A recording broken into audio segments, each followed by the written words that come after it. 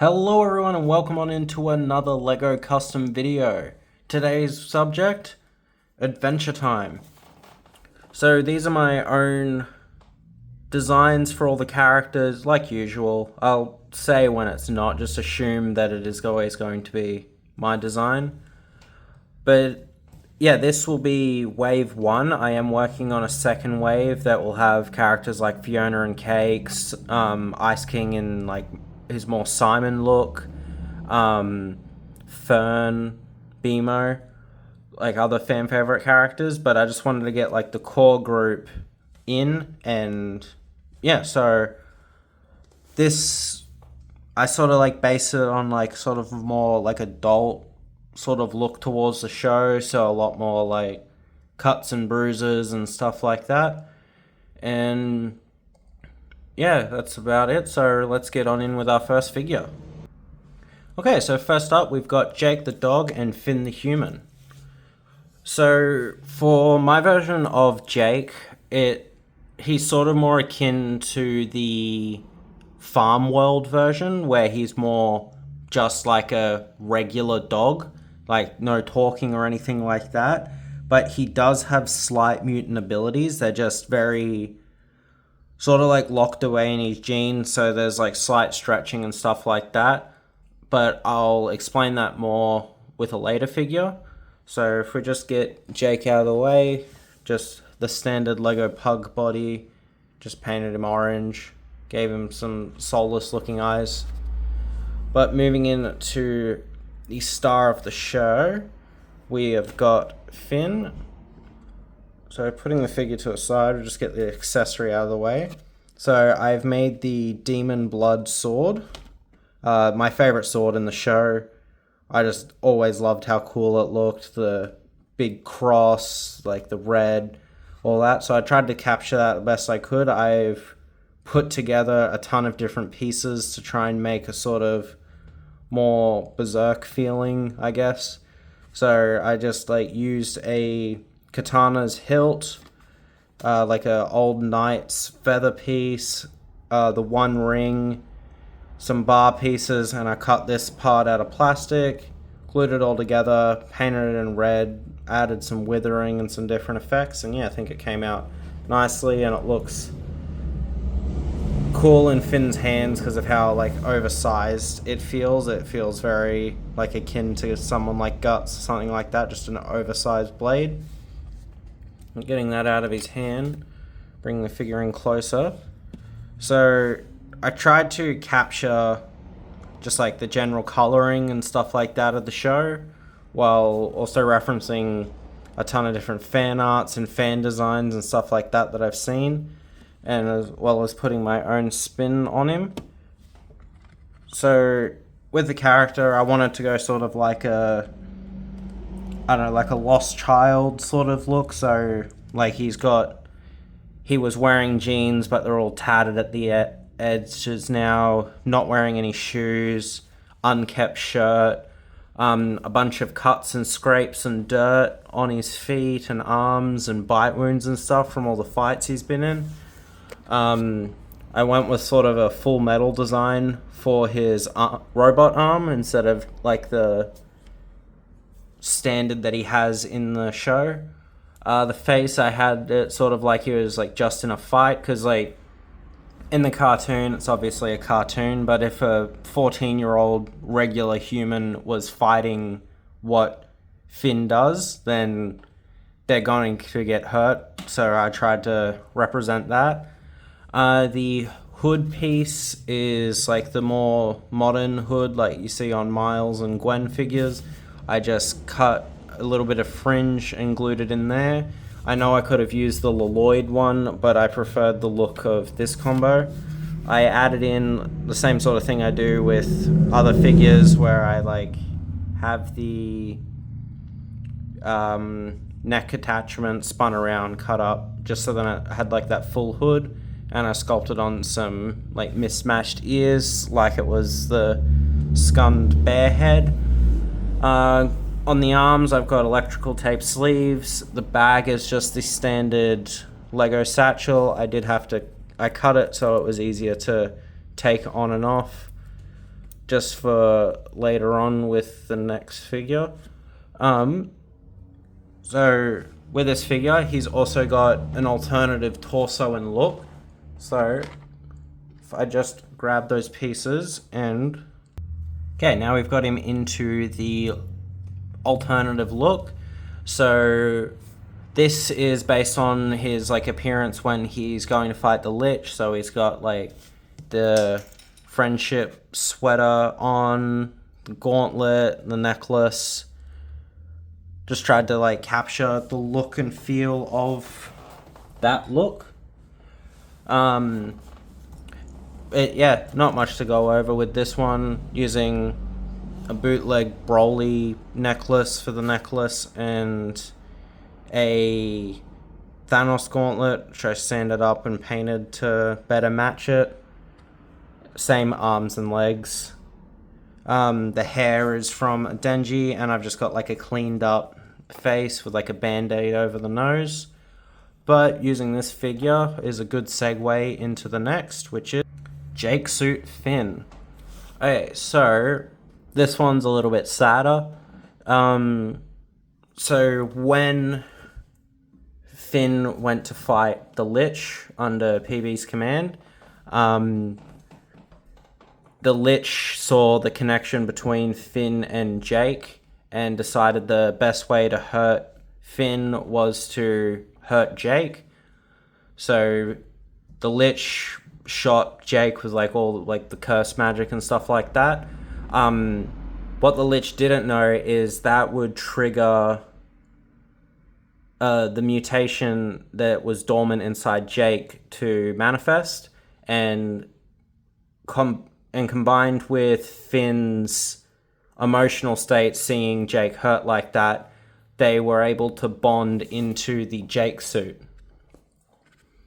So coming into the Jake suit, we're using the posable mid legs, the same as what's on the Finn figure. They're just like the Harry Potter line ones, and the like bootleg torso from AliExpress, like the Mr. Incredible torso. The head is the pug costume from one of the CMF series. I just sanded it down to fit onto there. Underneath, we've got like a battered and bruised Finn face, because like he's fighting the Lich, so like one of the hardest fights he's done. I sort of wanted to make it look like the Jake suit was like stretched out and like strained, so I had like little creases and veins and stuff like that. Bunch of like blood and goo and stuff like that on him from fighting the Lich. But yeah, I think this works really well. Get the other Finn in there for... It makes him a little bit taller compared to... Full focus. A little bit taller compared to regular Finn. And yeah, I think it serves as a good look at... Like a good, like a grown-up version sort of thing. Fits my style of the Jake suit. But I think I'll say... I was going to do the Lich next, but I think I'll save him as like the big villain last. So let's move on to one of my favorite figures, being Marceline, the Vampire Queen. So this is one of, I'd say, my second favorite character in the show. My favorite probably being Ice King / Simon. But Marceline's great. Everyone loves her. This is definitely my favorite figure out of the line. I put a lot of effort into this one with designing and planning and stuff like that. So getting her accessories out of the way, I got like a wooden stake there, just a standard wooden stake for vampire hunting, and her guitar. So her axe guitar was a lot of fun to design. I've got some like elastic there so you can strum it. I just threw together a bunch of pieces. I wanted to make it look sort of like steampunky at the end. And yeah, it's using that new axe piece that came out in the Dungeons and Dragons CMF. I just thought it looked really fun for Marceline to be swinging around, getting it into her hand. It's just a really fun big guitar to put it back on the flight stand. It's just a fun design, I feel. But yeah, getting the guitar out of the way, we'll move into the figure. So bring her in closer. There we go. Okay, so for a design, I went with my favorite outfit of hers, being the black and red sweater. Voice crack. Being the black and red sweater. So for the sweater, I used the hollow studs on the wrists, and then I used electrical tape to sort of like round it out, to sort of give it more of like a puffy sweater look, as well as putting electrical tape around the waist area to raise it up from the pants. The sweater, I carved in the hip area, like I do with most of the female characters. The face is a repainting of the vampire that came with the Dungeons and Dragons CMF focus. So I wanted to sort of go with like a mouth open, cockier look. The hairpiece and hat combo is the newer one, also from the Dungeons and Dragons CMF. So a little bit more lore with her. That is Magic Man's hat. I gave it to her instead of her sun hat, and later on down the track, Betty will have Magic Man's hat. In Betty's quest to find Simon, she was tracking like areas where Simon has been, like Simon's like energy and wavelength has been most detected. Marceline's was the closest one, so she went there first. And when she got to Marceline's place and found a vampire, she attacks Marceline and they have a fight. And Betty ends up stealing Magic Man's hat, and that's how she's able to defeat Marceline and escape. Doesn't kill Marceline or anything, it's just like a scuffle, and yeah, Marceline loses the hat, Betty gains the hat. But that's how Betty will eventually end up with Magic Man's hat. But for now, Marceline is the one who has it. With the pants as well, I wanted to go with like her rolled up jeans, and so yeah, I've got like pockets on there, belt, use electrical tape for the rolled up, and I've got a standard like dark reddish brown boots. But yeah, overall super happy with this figure. And let's move on into we'll go with her. PB Princess Bubblegum. So for this design, I toyed around with a few. I'm still not 100% happy with it. I may repaint the face, and I'm tossing and turning between adding a lab coat or not adding a lab coat. So I just went with standard pink dress just for now, but the main thing is like I went with the translucent pink body parts for focus for the arms, face, and legs. I just wanted to sort of give it like a distinction between the bubblegum skin and the clothing. Her hair is the Peggy Carter hair. I just added like little swirls and stuff like that to it, sort of feel like bubbles popped in her hair. Just to add more like wavy poppiness to it. I got a little crown on the top of her head. The face is hard to see, but yeah, it's very lackluster. I may add glasses in the future, but I'm still toying around with the design. I wanted to give her sort of like a pouty look, like a sort of like stubborny pouty look, but it just came across as sad. So definitely some updates I want to make with that. But coming into the figure, we've got an electrical tape for the belt and dress, sanding and sculpting on the torso. Overall, a simple figure. I just thought that the design definitely needs updating. It was a very quick figure compared to the other ones, so I may revisit her.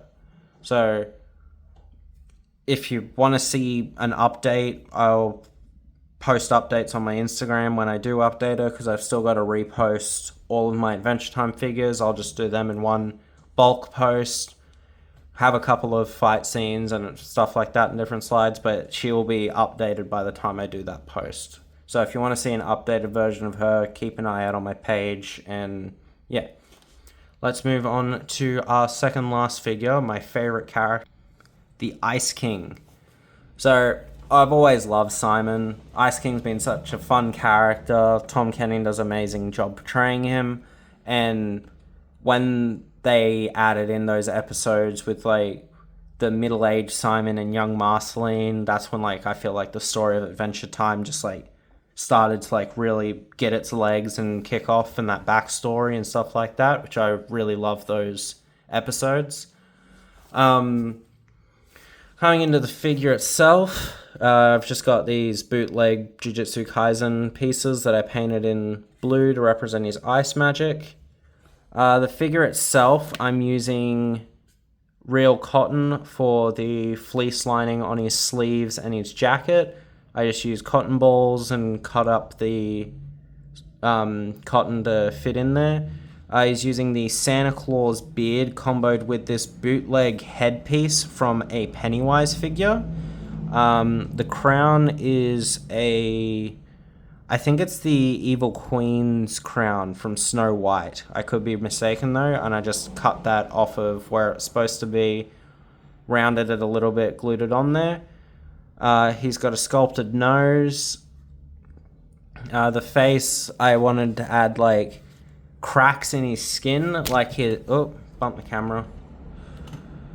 I wanted to add cracks in his skin, like his skin was freezing and cracking and stuff like that from wearing the crown for so long. So that's what all the little crack marks and stuff like that are.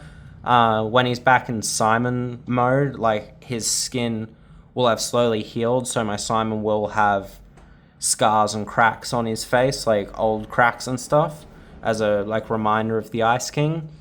The gold bracelets, I believe, are from a Broly bootleg figure.